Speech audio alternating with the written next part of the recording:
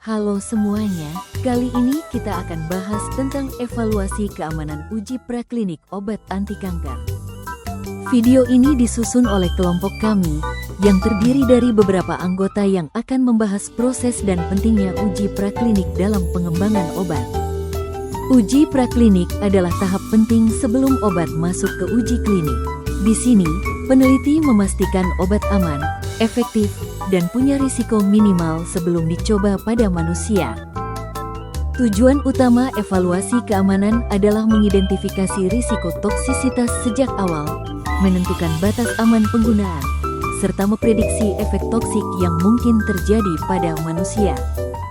Dalam evaluasi ini, ada beberapa komponen utama, mulai dari uji toksisitas akut yang melihat efek dari dosis tunggal, uji subkronik dan kronik untuk penggunaan berulang, uji reproduksi dan teratogenik untuk memastikan obat tidak mengganggu kesuburan atau janin, uji mutagenik dan karsinogenik untuk melihat potensi mutasi dan kanker, serta uji imunotoksisitas untuk menilai efeknya terhadap sistem imun. Desain uji keamanannya biasanya menggunakan hewan seperti tikus, kelinci, atau anjing. Dosisnya diberikan dari yang aman hingga yang menimbulkan efek toksik, dengan lama pengamatan berbeda, mulai dari beberapa hari hingga lebih dari 6 bulan. Selama uji, peneliti memantau perilaku, berat badan, fungsi organ, hingga melakukan analisis organ bila hewan mati. Hasil dari pengujian ini digunakan untuk menentukan NOAEL, yaitu dosis tertinggi tanpa efek samping, dan LOAEL, dosis terendah yang menimbulkan efek samping.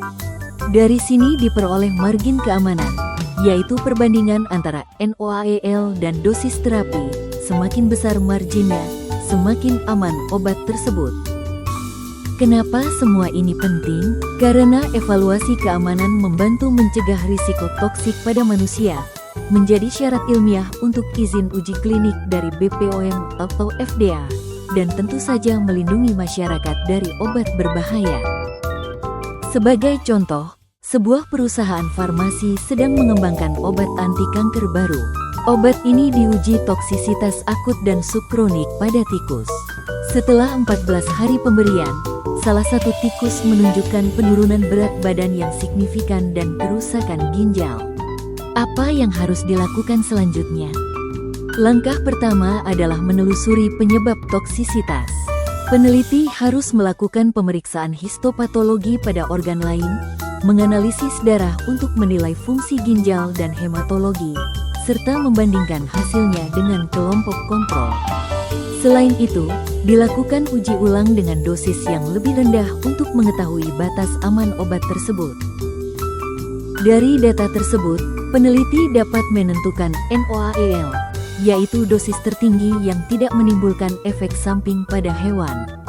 Dosis awal untuk uji klinik manusia biasanya diambil sekitar 1/10 dari NOAEL hewan terbesar, untuk menjamin keamanan pada tahap awal pengujian. Uji subkronik dan kronik sangat penting karena efek toksik tidak selalu muncul dalam waktu singkat.